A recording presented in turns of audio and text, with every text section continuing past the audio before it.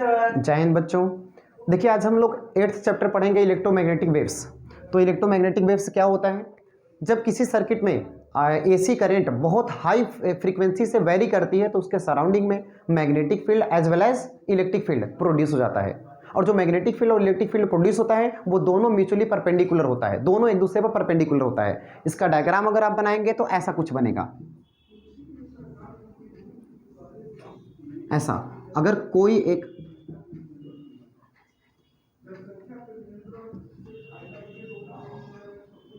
ऐसा, अगर इसको आप इलेक्ट्रिक फील्ड कह देंगे तो इसको मैग्नेटिक फील्ड को बी से रिप्रेजेंट कर दीजिए। और ये दोनों एक दूसरे के म्यूचुअली परपेंडिकुलर होते हैं। कैसे परपेंडिकुलर होते हैं? जैसे कि अगर मान लीजिए, एक कॉपी दीजिएगा, वो कॉपी दीजिए इधर। जैसे कि अगर ये कॉपी है तो कॉपी पर एक ऐसे ऊपर वेव जा रहा है, इस पर ऐसे एक वेव जा रहा है, तो एक वेव इस पर जा रहा है, तो दोनों, एक इलेक्ट्रिक फील्ड है और एक मैग्नेटिक फील्ड है, तो दोनों एक दूसरे के परपेंडिकुलर होते हैं। एक वेव ऐसे ऊपर इस पर जाता है तो एक वेव इस पर जाता है, तो कोई एक इस पे या तो इलेक्ट्रिक फील्ड वाला वेव है और इस पर मैग्नेटिक फील्ड का वेव है, किसी को कंसिडर कर सकते हैं। और इन दोनों के परपेंडिकुलर जो एक्चुअल में आपकी करंट पास हो रही है या वेव जो जा रही है, करंट एसी करंट तो वही भी वेव ही है, तो एसी वेव जो है इन दोनों के परपेंडिकुलर होता है, जो कि इन दोनों के लाइन ज्वाइनिंग जो है यहाँ, ये जो जहाँ पे ज्वाइन कर रहा है वो लाइन है। तो इसको अगर हम ऐसे देखें कि एक ये मान लीजिए इलेक्ट्रिक फील्ड वाली लाइन है, ये इलेक्ट्रिक फील्ड वाली लाइन है और ये मैग्नेटिक फील्ड वाली लाइन है, तो यहाँ पर ऐसे एक लाइन होगी, यही लाइन प्रोपेगेशन कांस्टेंट कहलाता है या propagating constant of the wave कहलाता है, के से रिप्रेजेंट करते हैं। तो ये के इलेक्ट्रिक और मैग्नेटिक फील्ड दोनों के परपेंडिकुलर होता है। तो अब इसकी स्पीड कितनी होती है? तो इसकी स्पीड होता है 1/4π1/μ0 एप्सिलॉन नॉट, इसके इक्वल होता है। और इसकी वैल्यू होती है E/B, जबकि ये वैल्यू हम लोग पढ़ चुके हैं किसकी स्पीड है? लाइट की स्पीड है, तो इसको हम c के इक्वल कह सकते हैं क्या? तो c = E/B, यही हमारे इस चैप्टर का एक ही बस मात्र एक फार्मूला है और इसकी हमें जरूरत है, इससे न्यूमेरिकल हम लोग का लगेगा। ठीक है, तो ये फार्मूला हो गया। और इसको प्रोपेगेट होने के लिए नोट में क्या कि इससे मीडियम की नीड नहीं होती, ये बिना मीडियम के प्रोपेगेट कर लेता है, इसके लिए मीडियम की नेसेसिटीज नहीं होती। और जो ये वेव सन से जो लाइट रेज आती हैं वो सारी लाइट रेज ईएम वेव है, वो ईएम वेव ही है, उसको किसी मीडियम की आवश्यकता नहीं होती है, वो बिना मीडियम से होकर के आ रहा है। सन से वैक्यूम से आ रहा है लाइट ना, सन से तो वैक्यूम से होकर के लाइट आ रहा है और किसी मीडियम में ट्रेवल करते हुए, तो ये हो गई इलेक्ट्रोमैग्नेटिक वेव्स और उसकी स्पीड, इसको प्रोपेगेट करने के लिए किसी मीडियम की जरूरत नहीं होती है।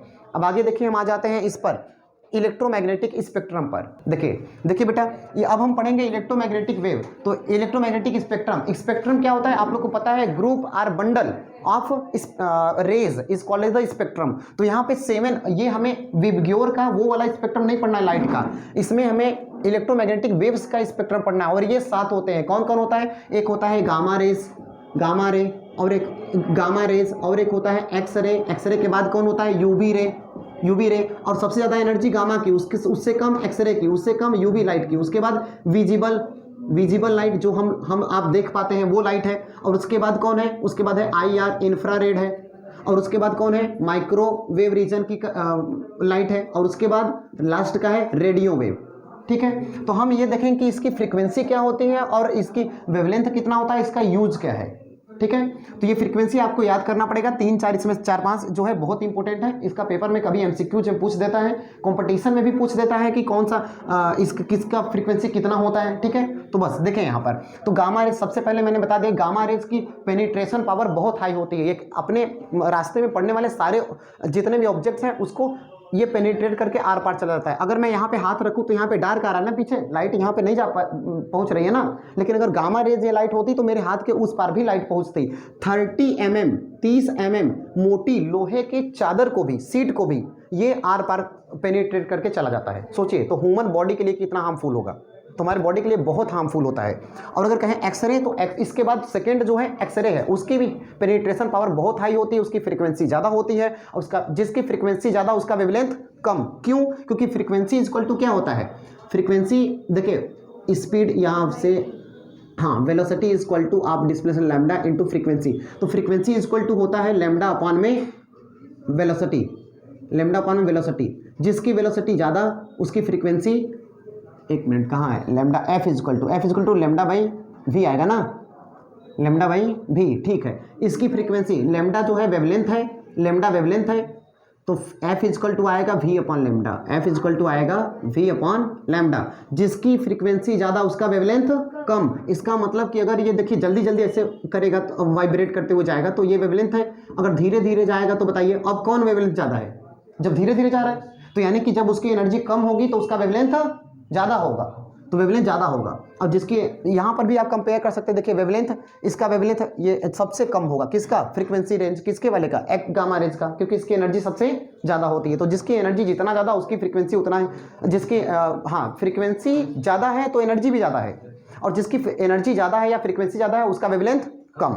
ठीक है, तो इसका रेंज देख लेते हैं। गामा रेंज, गामा रेंज की फ्रीक्वेंसी क्या है? इतना है, 3×10⁻22 से 3×18 हर्ट्ज, और वेवलेंथ कितना है? ये है इसका वेवलेंथ। और इसका यूज कहाँ करते हैं गामा रेंज का, जो कि बॉडी के लिए हमारे हार्मफुल है? इसका कीमोथेरेपी में यूज किया जाता है, कैंसर के उपचार में, ठीक है ना, कैंसर के रेमेडीज वगैरह में किया जाता है। और उसके और उसके बाद जो है कैंसर के रेमेडीज में किया जाता है, और न्यूक्लियस स्ट्रक्चर के, किसी एटम के न्यूक्लियर स्ट्रक्चर के बारे में पता करने में इसका यूज किया जाता है। इसका पेनिट्रेशन पावर बहुत हाई होती है, बता रखा है मैंने। अब उसके बाद आ जाते हैं एक्सरे पर। दूसरा क्या है? एक्सरे। तो इससे कम इसकी एनर्जी होती है, और एनर्जी देखिए इसका फ्रीक्वेंसी देखिए इतना है, इसका फ्रीक्वेंसी देखिए 3 इतना से इससे कम है ना, ये 10⁻22, 3×10⁻22 है, ये 3×10⁻19 है। ये मत सोचना कि एक आका ही दो कम है, नहीं बेटा। अगर मान लीजिए यहाँ पे 1000 है, 1000 पर अगर एक जीरो और लगा देंगे तो ये उसका 10 टाइम्स ज़्यादा होगा, तो ये बहुत ज़्यादा बढ़ जाता है। तो ऐसे ही अगर मिलियंस बिलियंस में होगा तब तो और ज़्यादा, ट्रिलियन हो जाएगा, बहुत ज़्यादा बढ़ जाएगा। इसकी वेवलेंथ ये है, देखिए इससे देखिए ये ज़्यादा है वेवलेंथ, क्योंकि इसकी एनर्जी क्या है? इसकी एनर्जी उससे कम है, तो वेवलेंथ क्या होगा? ज़्यादा। देखिए इससे इसका वेवलेंथ ज़्यादा है। अरे वैल्यू ऐसे नंबर जो लिखा हुआ है वो कम है ना, तो नंबर कम है, निगेटिव में है, तो वेवलेंथ ज़्यादा हुआ ना। दूसरी बात, इसका यूज कहाँ करते हैं? ये कहाँ गया? एक्सरे। इसका यूज कहाँ करते हैं? इसका यूज होता है पहली बात एक्सरे का यूज तो आप सभी लोग जानते हैं भाई, बोन्स वगैरह के स्ट्रक्चर वगैरह कुछ ब्रेक है, फ्रैक्चर वगैरह उसको जानने में। हाँ, दूसरी बात कि एक्सरे भी हमारे बॉडी के लिए हार्मफुल होता है। एक्सरे भी कराना नहीं चाहिए, लेकिन कौन सा उससे कराता है? बल्कि नहीं कराएंगे तो टिपा जाएंगे, है ना। तो इसलिए एक्सरे भी हम लोग हमारे बॉडी के लिए हार्मफुल होता है। पहले लिखा होता था एक्सरे कॉजेज कैंसर, ऐसे लिखा होता था, एक्सरे से कैंसर भी होता है, ठीक है ना। हाँ, एक्सरे से बोन पेनिट्रेट हो जाते हैं। इसकी प्रॉपर्टी क्या है? एक्सरे की सारी प्रॉपर्टी जो कि गामा रेंज में है, लेकिन इसकी इंटेंसिटी क्या होती है? लो होती है। इसकी पावर क्या होती है? लो होती है। उसके बाद क्या है? एक्सरे के बाद क्या है? UV light, ultraviolet. अल्ट्रावायलेट कहाँ से प्रोड्यूस होता है? सन वगैरह से भी आता है। हीट जो कोई गर्म ऑब्जेक्ट है तो उससे भी यूवी लाइट आता है। तो यूवी लाइट का रेंज आपका, ये आपको याद रखना पड़ेगा, ये फ्रीक्वेंसी है और इसका वेवलेंथ है, रेंज है कहाँ, ये वेवलेंथ है, सॉरी ऊपर वाला है, ये इसका फ्रीक्वेंसी, ये फ्रीक्वेंसी है, ये इसका वेवलेंथ है। और इसका यूज कहाँ करते हैं? अल्ट्रावायलेट का फिंगर प्रिंटिंग में, फिंगरप्रिंट में भी इसका यूज होता है। आरओ जो होता है, आरओ को आप चालू करते तो देखेंगे तो ऊपर एक बल्ब जलता है ग्रीन कलर का, वो उसमें बैक्टीरियाज वगैरह को मारता है, कीटाणु बैक्टीरिया जो है उसको मारता है, तो आरओ में भी यूज होता है। और उसके बाद इसका ये इनविजिबल राइटिंग में भी यूज करते हैं, जो इनविजिबल राइटिंग लिखते हैं उन सब में भी इसका यूज करते हैं। रेफ्रिजरेटर में भी यूज होता है, रेफ्रिजरेटर में फूड को प्रिजर्व करने के लिए, खाने को बचा, रेफ्रिजरेटर के अंदर एक बल्ब लगा होता है, वो बल्ब जो आपको दिख रहा है वो वाला बल्ब नहीं, उसके अंदर एक और बल्ब लगा होता है जो कि हमारे फूड को प्रिजर्व करता है। फूड को बाहर निकाले तो फूड क्या खराब होना शुरू हो जाता है, तो उसको प्रिजर्व करता है, कीटाणुओं को मारता है। उसके बाद विजिबल लाइट, विजिबल लाइट का रेंज कितना होता है?